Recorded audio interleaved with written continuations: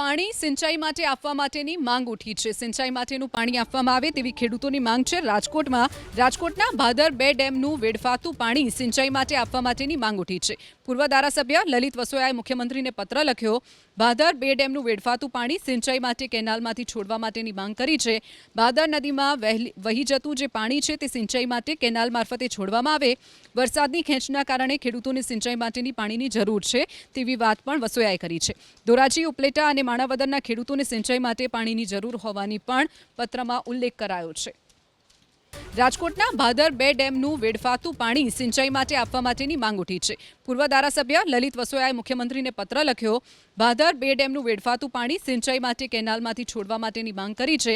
ભાદર નદીમાં વહી જતું જે પાણી છે તે સિંચાઈ માટે કેનાલ મારફતે છોડવામાં આવે। વરસાદની ખેંચના કારણે ખેડૂતોને સિંચાઈ માટેની પાણીની જરૂર છે તેવી વાત પણ વસોયાએ કરી છે। ધોરાજી, ઉપલેટા અને માણાવદરના ખેડૂતોને સિંચાઈ માટે પાણીની જરૂર હોવાની પણ પત્રમાં ઉલ્લેખ કરાયો છે।